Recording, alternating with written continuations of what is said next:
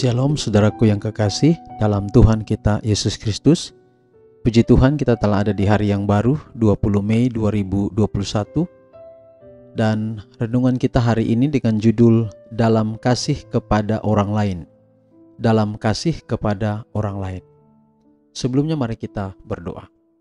Bapa di surga, kami rindu dengar firman-Mu. Biarlah kiranya pekabaran firman-Mu pagi ini boleh menjadi berkat dalam kehidupan kami. Terpujilah nama Tuhan, dalam nama Yesus kami telah berdoa. Amin. Saudara yang kekasih, judul renungan kita sekali lagi hari ini dalam kasih kepada orang lain. Dan ayat inti kita Efesus 5 ayat 1 dan 2. Sebab itu, jadilah penurut-penurut Allah seperti anak-anak yang kekasih dan hiduplah di dalam kasih sebagaimana Kristus Yesus juga telah mengasihi kamu dan telah menyerahkan dirinya untuk kita sebagai persembahan dan korban yang harum bagi Allah. Efesus 5 ayat 1 dan 2. Engkau harus mengikut Allah sebagai anak-anak yang baik, menuruti semua persyaratannya, berjalan dalam kasih sebagaimana Kristus juga telah mengasihi kita. Kasih adalah elemen di mana Kristus bergerak, berjalan, dan bekerja. Ia datang untuk merangkul dunia di dalam tangan kasih-Nya.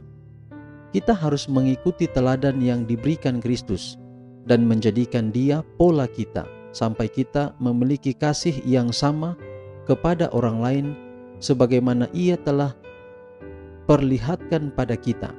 Ia berusaha memberi kesan kepada kita mengenai pelajaran mendalam tentang kasih ini. Jika hatimu telah diberikan untuk cinta diri, biarlah Kristus menghakimimu dengan kasih-Nya.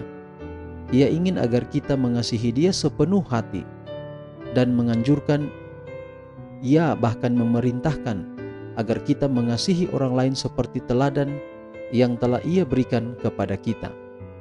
Ia telah menjadi kasih sebagai lencana pemuridan kita.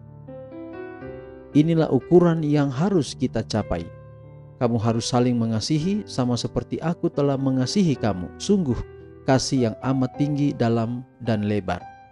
Kasih ini bukan hanya untuk merangkul beberapa orang yang disukai, namun untuk menjangkau ciptaan Allah yang paling hina dan rendah.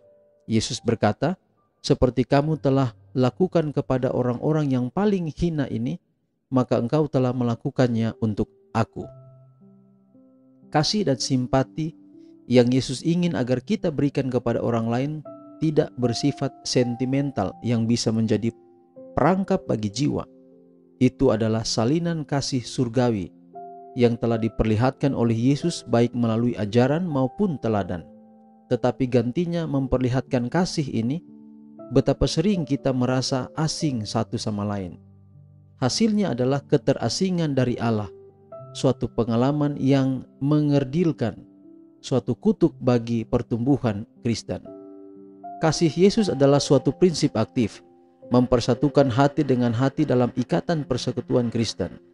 Setiap orang yang masuk surga sudah disempurnakan kasih-Nya saat di bumi, karena di surga penebus dan yang ditebus akan menjadi objek perhatian kita. Jadi saudara lihat, kita mengasihi orang lain bukan nanti di surga. Kita harus belajar, kita harus latih, kita harus biasakan di atas dunia ini. Itulah sebabnya bagaimana caranya kita boleh berbagi kasih kepada orang lain. Berbagi kasih bukan hanya memberikan sesuatu kepada orang lain, tetapi apa saja sifat kita, tabiat kita kepada orang lain di sekitar kita. Caranya adalah kalau kita menjadi penurut Allah, kita setia menuruti apa yang Yesus kehendaki, kita mengikuti jejaknya, kita mengikuti kasih Yesus, kasih Allah dalam hidup kita, maka kita akan dimampukan untuk berbagi kasih kepada orang lain di sekitar kita. Tuhan akan memampukan kita, kecuali kita memilih untuk tidak mau berbagi kasih dengan orang lain di sekitar kita, membagi senyum kita, membagi sifat kita yang lembut, dan apa saja yang dapat kita buat untuk orang lain. Kalau kita memilih untuk tidak mau melakukan, kita tidak bisa pernah untuk melakukannya. Tapi kalau kita memilih untuk mau buat yang terbaik bagi orang lain di sekitar kita, kita akan dimampukan untuk melakukannya. Tuhan memberkati kita dalam pekabaran kita di pagi hari ini. Saudara yang kekasih, mari kita akan berdoa dan ada beberapa usulan doa yang akan saya doakan yang telah disampaikan melalui komentar. Mari kita tunduk kepala dan kita berdoa. Ya Tuhan Allah Bapa di sorga, puji dan syukur kami persembahkan kepadamu atas kasih dan cintamu di dalam kehidupan kami. Engkau sudah pelihara kami hingga pada saat ini. Terima kasih untuk pekabaran yang indah pagi ini. Biarlah dapat menjadi berkat dalam hidup kami. Hamba doakan khusus pagi hari ini, yaitu Mem Siane Lolong, yang juga membagikan pekabaran firman Tuhan melalui channel Kebahagiaan Sejati. Tuhan berkati Mem dalam segala tugas tanggung jawab, juga Sir dalam segala pelayanan. Tuhan berkati anak-anak, berkati keluarga dari Mem. Berkati pula usulan doa, yaitu Bapak Fransiskus Yadantrar yang ada di Papua. Kiranya dapat mengembangkan kreatif seni tari dan seni kerajinan dalam Sanggar Kelabra Raya. Tuhan berkati kiranya biarlah setiap hari ada berkat yang Tuhan curahkan, dapat membagikan talenta kepada banyak orang. Biarlah sanggar ini semakin maju untuk kepujian kehormatan bagi nama Tuhan.